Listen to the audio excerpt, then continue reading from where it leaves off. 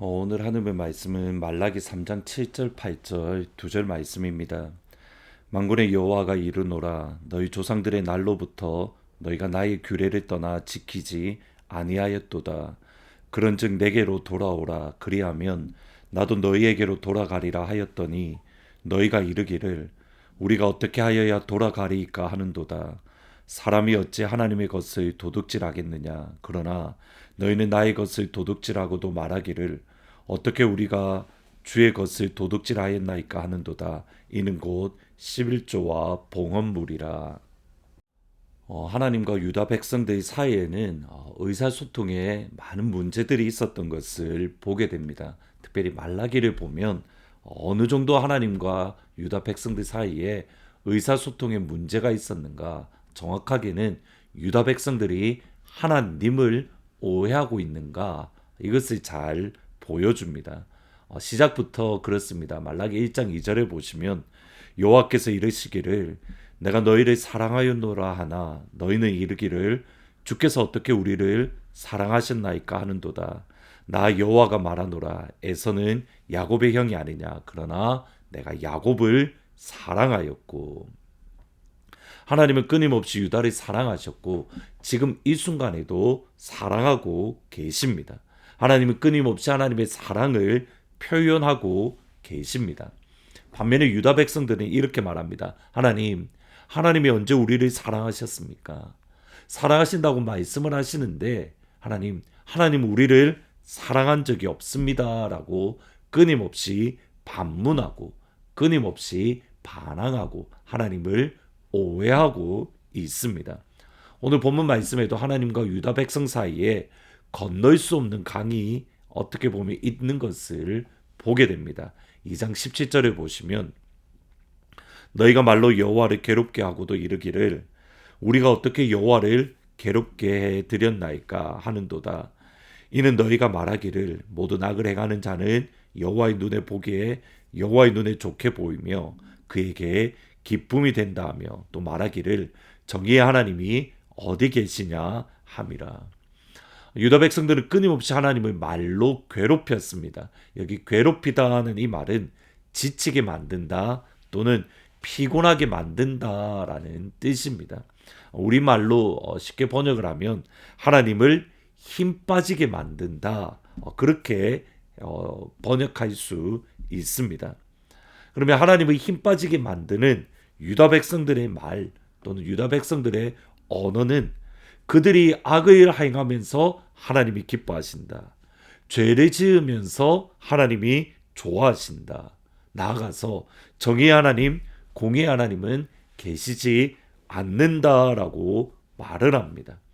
하나님을 힘 빠지게 하는 말은 하나님 앞에 악을 행하면서 하나님이 좋아하신다. 하나님이 기뻐하신다. 하나님의 기쁨이 되고 있다. 하나님과 전혀 상관없는 말을 하는데 자기들은 하나님을 기쁨이 된다. 하나님의 행복이 되는 삶을 살아가고 있다. 스스로 착각하고 있는 겁니다. 여기에 대해서 하나님은 심판을 내리실 것이다. 분명하게 선언합니다. 그 심판의 내용이 3장 1절 2절입니다. 만군의 여호와가 이르노라 보라 내가 내 사자를 보내리니 그가 내 앞에서 길을 준비할 것이요 또 너희가 구하는 바 주가 갑자기 그의 성전에 임하시리니 곧 너희가 사모하는 바 언약의 사자가 임하실 것이라. 그가 임하시는 날에 누가 능히 당하며 그가 나타나시는 때를 누가 능히 서리요. 그는 금을 연단하는 자의 불과 표백하는 자의 잿물과 같을 것이라. 하나님의 날이 갑자기 임할 것이며 하나님의 날, 곧 하나님의 심판의 날을 당할 수 있는 사람도 또 그 시간을 견딜 수 있는 사람이 없을 것이다 라고 분명하게 말씀합니다. 하나님의 심판은 금을 연단하는 불과 같습니다. 하나님의 심판은 표백하는 잿물과 같습니다. 하나님의 심판에 임할 때 유다 안에 있던 하나님을 향한 잘못된 생각, 악한 마음, 나아가서 악한 행동을 불로 연단하듯 모두 연단할 것이고 잿물 표백하는 잿물처럼 그들을 완전히 새롭게 만들 것입니다. 하나님의 심판의 목적은 여기에 있습니다. 유다를 정결케 하기 위함입니다. 유다를 깨끗하게 하기 위함입니다. 그들이 정결하게 되고 그들이 깨끗하게 될 때에 비로소 하나님의 기쁨이 됩니다. 4절에 보시면 그때 유다와 예루살렘의 봉헌물이 옛날과 고대와 같이 나 여호와께 기쁨이 되려니와. 하나님의 연단하는 불을 지나고 나니 그들이 하나님의 기쁨이 됩니다. 하나님의 표백하는 잿물처럼 정결케 되니 옛날처럼 예루살렘처럼 유다처럼 하나님 앞에 행복이 되어질 것입니다. 여기에 하나님의 분명한 마음이 있습니다. 유다 백성들은 하나님께 돌아가고자 하지만 그들은 어떻게 돌아갈지 모른다라고 끊임없이 반문합니다. 7절 8절에 보시면 만군의 여호와가 이르노라 너희 조상들의 날로부터 너희가 나의 규례를 떠나 지키지 아니하였도다. 그런즉 내게로 돌아오라. 그리하면 나도 너희에게로 돌아가리라 하였더니 너희가 이르기를 우리가 어떻게 하여야 돌아가리까 하는도다. 사람이 어찌 하나님의 것을 도둑질하겠느냐. 그러나 너희는 나의 것을 도둑질하고도 말하기를 우리가 어떻게 주의 것을 도둑질하였나이까 하는도다. 이는 곧 11조와 봉헌물이라. 하나님께 돌아가는 방법에 대해서 질문할 때에 하나님은 11조와 봉헌에 대한 말씀으로 연결합니다. 지금 유다 백성들은 세상 임금도 받지 않을 그러한 허스름한 것, 아무 정성이 없는 것으로 하나님께 드립니다. 심지어 하나님께 봉헌하지도 않으면서 그들은 우리가 어떻게 하나님께 돌아갈 수 있습니까? 우리가 어떻게 하나님께 돌아가서 하나님의 복을 받을 수 있습니까? 하나님은 이렇게 말합니다. 너희들이 하나님께 드리는 11조와 봉헌물을 온전하게 바르게 하나님이 기뻐하시는 방법으로 드릴 때에 그것이 다름 아닌 내게 돌아오는 것이다 라고 말씀을 하고 계신 겁니다. 11조와 봉헌물을 하나님께로 돌아가는 회개와 연결하고 계신 겁니다. 이유는 분명합니다. 마태복음 6장 21절에 보시면 내 보물이 있는 그곳에 내 마음도 있느니라. 헬라에서 지극하면 당신의 보물이 있는 그곳, 바로 그곳에 당신의 마음도 있습니다. 보물이 있는 곳, 바로 그곳에 당신의 마음이 있다. 예수님이 11조와 헌금을 이야기하시는 이유는 그곳에 우리의 마음이 있기 때문입니다. 보물은 이곳에 있는데 마음은 저곳에 있을 수 없습니다. 보물이 있는 곳에 마음이 있기 때문에 하나님은 하나님께로 돌아가는 방법을 무엇이라고 이야기하냐면 11조와 봉헌물, 하나님이 기뻐하시는 방법, 하나님이 행복해 하시는 방법으로 그것을 드릴 때에 그것이 돌아오는 첫 번째 길이다라고 말씀을 하는 겁니다.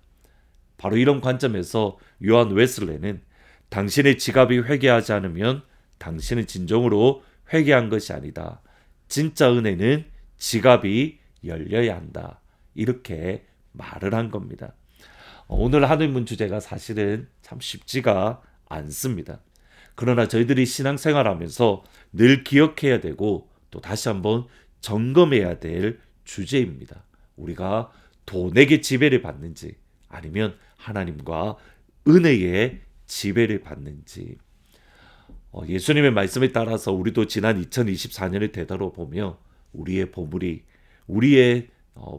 어디에 있었는가를 점검하는 시간을 가지면 좋겠습니다. 그리고 우리의 보물이 다른 어딘가가 아니라 오직 예수님께 우리의 보물이 있는, 그래서 우리의 마음이 예수님께 집중되어져 있는 그 은혜가 저와 여러분 모든 하늘문 가족들에게 임하기를 주님의 이름으로 축원합니다. 기도하십니다. 하나님, 보물이 있는 곳에 마음이 있다라고 하셨습니다. 하나님께로 돌아가려면 하나님을 향한 11조와 봉헌을 온전히 드려야 된다라고 말씀을 합니다. 하나님, 지난 2024년 우리의 보물이 어디에 있었는지 다시 한번 점검합니다. 하나님, 우리의 보물이 다른 어디가 아닌 오직 예수님께 우리의 보물이 있는, 곧 예수님께 우리의 생각과 마음과 정성과 영혼과 우리의 전부가 예수님께 집중되어져 있는 그러한 귀한 예수의 사람이 될 수 있도록 하나님 축복하여 주옵소서. 예수님이 은혜를 치료하십니다. 예수님이 엔젤을 치유하십니다. 예수님이 지영자매를 치유하십니다. 예수님이 백운재 집사님을 치유합니다. 예수님이 이금대 권사님을 치유합니다. 주님의 이름의 능력을 경험하기를 원합니다. 예수님의 이름으로 기도합니다. 아멘. 우리의 모든 것이 예수님께 집중되어져 있는 예수의 사람이 될 수 있기를 주님의 이름으로 축원합니다.